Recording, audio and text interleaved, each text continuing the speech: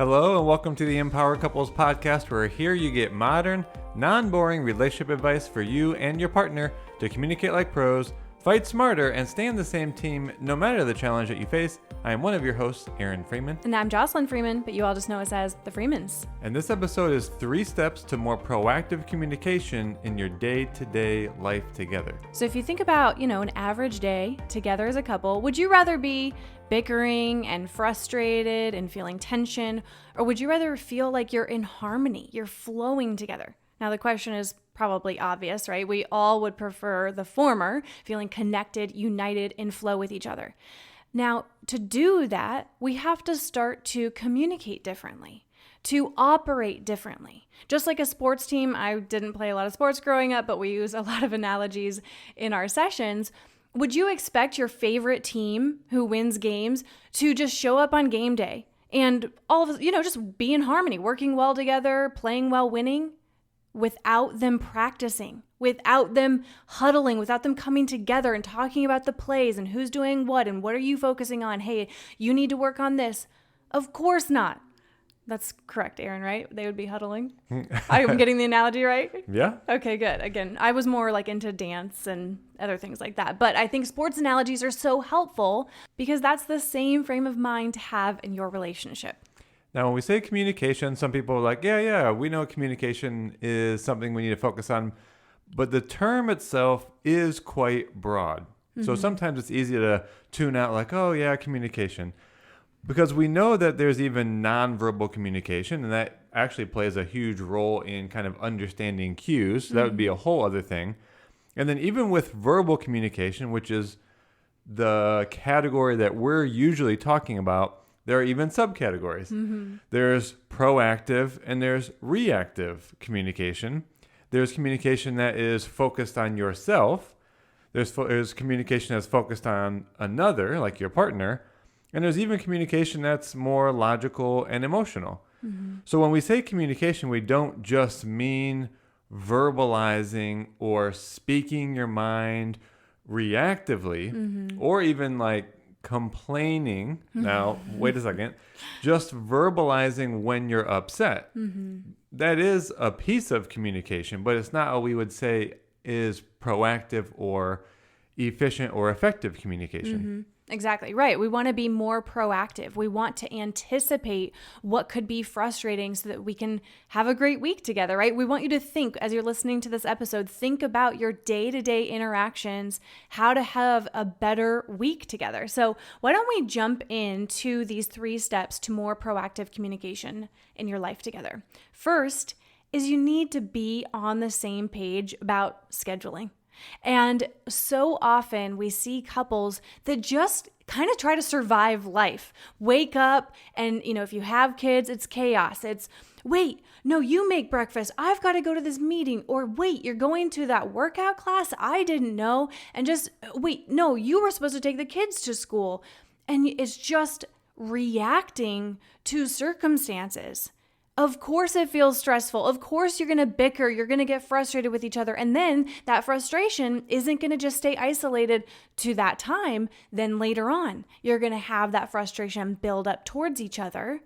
And so instead of just handling life reactively, even though it's busy, you need to take a few minutes to check in with each other. And I think this could look a couple different ways. So we're big, as you guys know from our family meeting guide, we're big on a specific weekly check-in. And if you have that guide, make sure you're using it. Make sure you're taking the few minutes to have that weekly check-in and to ask those 5 critical questions that we have in there.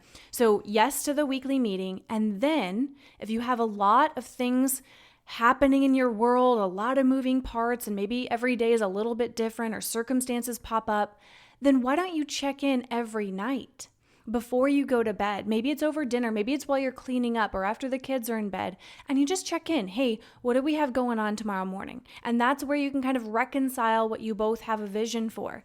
Oh, you know what? I know that I want to get up early and prepare for this meeting. So would you be able to, get the kids ready and take them to school? Or, hey, I was really hoping to go to this workout class and I won't be able to help with breakfast. And you know what I'm getting at, right? Is just checking in the night before as opposed to waking up in chaos, which is no fun. And that was just the morning. So there are things for after work, which could be about different things you do to socialize with, let's say, friends or network with business colleagues after work. There's getting food for dinner, picking up the kids, need to go to the store to finish, the life management tasks, like maybe the car maintenance or going to get some sort of toy that you forgot to get during the weekend. Or an appointment or something like that. That's true, yeah. Doctor's appointment, anything else that is there in the life management. You don't want to throw off your partner by having them feel like they're just not in the loop, and then different responsibilities then fall on their shoulders. Exactly. Right. So checking in about the entire day, right? Who's doing what, who's responsible for what. You will feel so much more on the same page if you just take those couple minutes to get on the same page and stop blindsiding each other. One thing we said this past week was the busier you are as a couple, or the lower your love account is, the more often you should be having these check-ins. Say a little bit more about that last piece, the love account. Well, the lower your love account, then the more reactive you're going to be with each other, naturally, taking things more personally. So you're making more withdrawals, you feel more on edge. So shorten that time frame down, because as we go into these next steps here, how you build trust, how you can build love back up with your partner is really through your promises. And so to check in on a more daily, or as we're saying, like this evening basis, gives you the opportunity to say, like, how are we doing? Because when you're in a low love account situation, you have to do something to stop that. Because again, we said this more recently too, the hardest thing is to show love when you don't feel loved. And so the lower your love account is, like the lower your effort goes, the more resistance you have. So there's this tendency to spiral more to disconnection. And so stop it. Have it more on a daily basis to check in on whether it's, love account deposits, reducing withdrawals, but everything we're talking about here. Your level of proactive communication can go up because you have this set time. Exactly. So I know it seems almost opposite, because you say, well, if we're really busy, we don't have time for this little check-in, but this could take just a few minutes. Exactly. And what are you going to do otherwise? Like keep letting things fall to the wayside, and you make indirect, unintentional withdrawals, and then it just leads you into more and more disconnection. It's worth taking just the few minutes each night, check in on the next day, and then again, the weekly meeting is so important, because that's one of the questions is about the love account and being able to really make sure you're keeping your eye on that from a week to week basis, no matter how busy you are. So that is great. First point there. Getting into the second point. So Aaron, you wrote this one down. You want to speak to this one? So the second step of proactive communication is going to be that you avoid upsets by expressing expectations early on. Now, a little bit of background here. So all upsets that you have, what you're trying to do with communication or proactive communication is smooth out these upsets, or you could say have less in a sense. So if you want to do that, you have to know where they come from. Well, upsets come from unmet expectations. It's the only place they come from. And many of these are the source being assumptions or a lack of proactive communication. Now, expectations, this is just a funny word because of the context that most people have for it. And sometimes we hear, well, I don't have expectations. Yeah, you do. Everyone does. Expectation is a need, a want, a desire. Even a way you envision something going, just a way that you anticipate that it should be or it could be. It's aligned with just your preferences for life. And you, for sure, have ways that you like life to go. And you're going to have these expectations, these needs, these preferences in every area. Like, you might not have one that's that strong for a particular area, but think of holistically all of these areas of your relationship, right? You have handling conflicts, you have finances, social life, intimacy, individual time, parenting, general roles and responsibilities. you can't tell me that you don't have some preferences, some ways you would like all these different things to go. You even have a preference for where cups and mugs go.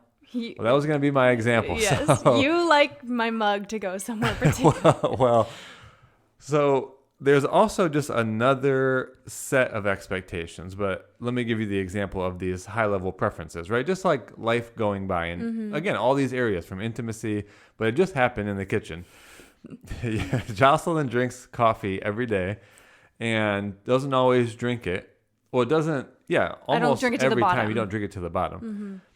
But almost every day, you're done with a cup, and around this time, which is like 9:30 our time, I come back from dropping Sky off, and the mug itself has been moved from the counter into the sink, but it still has the coffee in it every day. And I think to myself, I mean, it's an expectation, right? Why can't she just pour the like just move your wrist?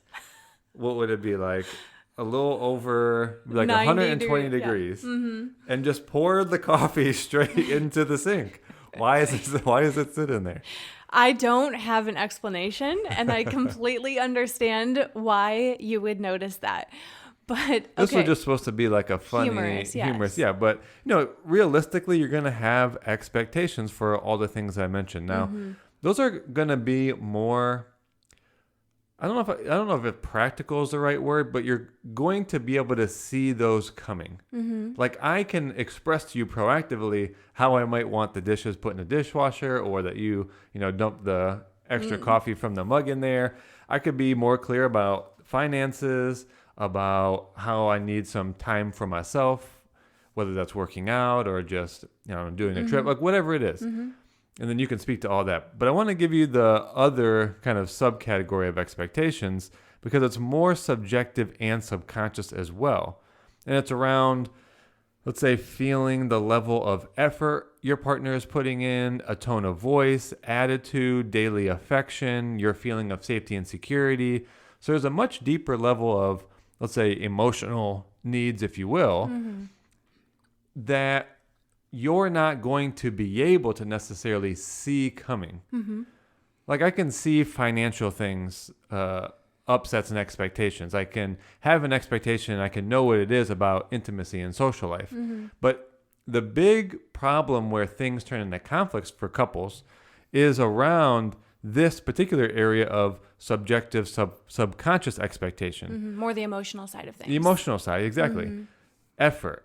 Like, I can't really sit here with you right now and necessarily describe this feeling of the level of effort that you're putting in towards me. It's just when I feel like it's not there that all of a sudden I'll be aware of my upset. Yeah. Now, I still want to connect it to what my expectation is and try to get clear. But why that's difficult is because, again, it is more subjective. It hits me more in the moment. So we try not to be as reactive. This is where people usually verbalize, you're not putting in enough effort. Or I put in more effort. Or you're not listening to me. You're not understanding.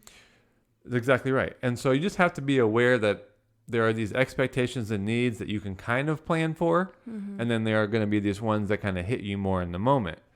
And we want you to be able to do both as proactively as possible. Exactly. I think that's a really good point. And last thing I'll say about that before going to the third step is that you want to create an environment with your partner and in your home where it's natural to be able to openly discuss expectations, not as commands. You hear us say that a lot, where expectations aren't about voicing your commands and bossing people around. It's just about that transparency and openness. So that means you both need to be receptive to each other when you express those things. So for example, if Aaron brought up the coffee mug, for example, which we don't really try to focus on a lot of those smaller things unless they really build up. Like if he felt I wasn't helping really at all with dishes more broadly, even if he said to me, hey, I'd love it if you would just pour the coffee out and put it into the dishwasher. I would very likely, unless he caught me at a moment where my love account was a 0 or something like that, I would be like, okay, and just be receptive to it, right? So that receptivity is really important. Why are you smirking? Well, because I know the next step we're going to, which is about promises. So then based on what you were saying, I was thinking, well, I have asked you that before. Oh, okay. Then I forgot. Well, so that's another reason that discussing those things can't be just one time. So another reason why it's so helpful to have the family meeting, you guys are going to hear us beat the drum of this weekly family meeting forever, because instead of letting that frustration build and build and build, you can have these weekly check-ins where you just can offer reminders. It's easy to forget. So if I did forget the coffee mug, I'm sorry about that. And if you'd like to bring that up in our weekly family meeting, please do. Well, I think at some point you do get to the place where like level of priority of expectations. I mean, is this a deep need? No, it's definitely not. So let's just add this conversation to the third step, because it relates to now you're more proactive in your expectations and needs that you can see more from a pragmatic, practical standpoint. And then it's the emotional needs that kind of hit you more in the moment. You want to try not to react, like do some reflection. Then you're kind of proactive is about, hey, what I'm starting to notice come up for me is. Right. So then your partner says, oh, thanks for sharing that with me. And I make some sort of promise or an agreement to help you with that need and expectation in the future. Now, the next level of proactive communication, this is a big one because it helps to build and maintain the trust in the relationship. And it's when you cannot meet this promise that you, I wouldn't say just gave as in like today, but over the next few days or weeks, when you have made a promise or agreement with your partner and you realize that you can't keep it either in the time frame that you gave or let's say be able to complete it at all, you have to proactively come to your partner and tell them, hey, I'm not going to be able to do what I said I was going to do. I want to add a little bit to this category because what you just said is so great about it being building and maintaining trust. And you talked about how if you can't meet the promise, update them, tell them if the time frame needs to be expanded. But I'd also say even if you can meet it, or let's say it's something that doesn't have like a hard deadline, for example, something has to be done by Friday for some reason. It's like, oh, it just generally needs to be complete in the next month or so. Then if we know, and I think you and I, this is one thing we do for each other that really helps, is if you think your partner is going to wonder about something, because maybe it is really important, maybe it's something that they worry about or is just a little bit of a stressor for them, instead of just leaving it like open-ended, they're probably wondering, give them little updates. I think people underestimate the power of just like, hey, I just wanted to give you like an update on where I am with blank. And even if it's a small update, I'm thinking more about it. I want you to know it is still top of mind. Or, yeah, I'm calling a person to find out about this, or I'm emailing, or I'm waiting to hear back from this person. Or I want you to know this is why I have it scheduled for, 2 weeks out. Those little updates so that you can help close the loop. Because why would we want to add stress onto our partner's plate and have these things that are just open, and I know some personality types struggle more with like open loops. You and I are kind of similar in that sense of we really like things to be complete. And so we personally have a high standard for ourselves of just things having a closed loop.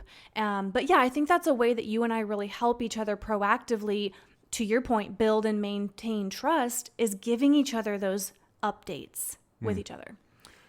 Yeah, I was just thinking that I didn't necessarily want to put this out there now, but maybe you're thinking, why do I need to update that frequently? So that's probably not the specific conversation we're having, but let me just add it in here. I think once you have truly proven yourself to be someone that is trustworthy, count onable, and more so that when you say yes, like it's done. And we both for each other are at that level. If you say you're getting something done, I don't even think about it anymore. I don't even really need updates because I know it's getting done. But I still give them to you here and there for the big ones. I was really thinking about this. And maybe I had to think about this afterwards. But yeah, I'm not sure. Like the life insurance one, for example. We need to keep each other updated, but that's only because we have done that, and we have shown each other to keep to what we say so often that I think there's a level at which you don't have to update as much. At least, I don't know, I felt like saying that for some people that feel like maybe you're already there. Maybe when you make promises, like 100%, like your partner can count on you. So yeah, we're not saying you have to just be constantly updating all the time. I think to your point, if it is something that your partner does seem to worry or stress about, and it's a longer lead item, meaning it's going to take some different steps, maybe you're trying to fit it into other more high priority things, like what was it?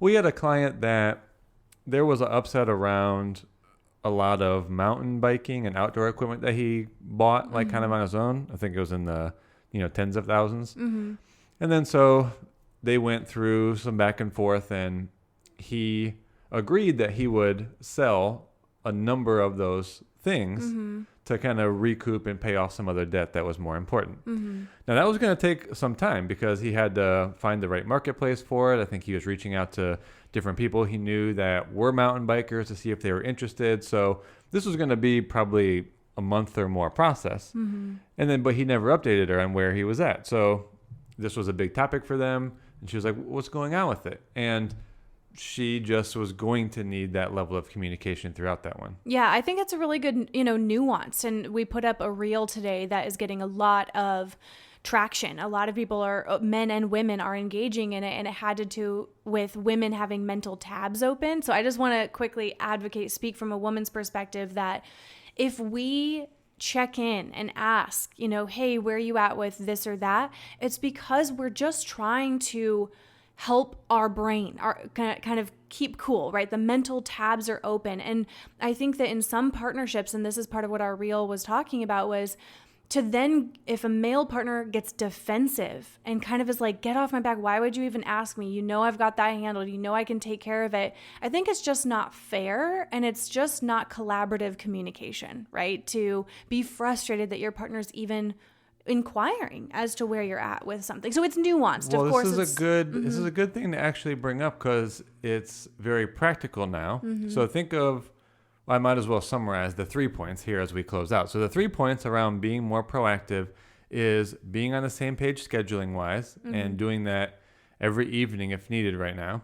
Then there's avoiding upsets by expressing expectations more proactively. Then there's the building and maintaining of trust through proactively communicating when you can't or won't, or something needs to be adjusted in your promise. Exactly. Now, I wanted to go back to what you just said, because what's interesting about that is notice, like really notice. Your partner says, I'll get the bike equipment all sold. Okay, even if you did trust your partner, notice how there is immediately 2 possible expectations for each of you.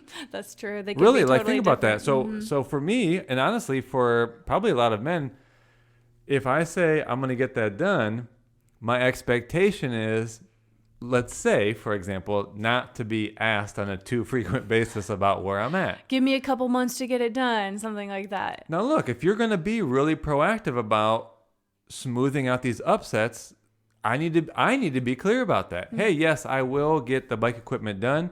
And just so you know, it's going to take me some time to connect with the right people. And so what I would like is just for you to trust me, and then I'll update you like halfway through, and then when I get it all done. Like, yes, just time. So just notice, like I have to get really clear about, I said yes to this, and in doing so, I created my own expectation. And vice versa for you.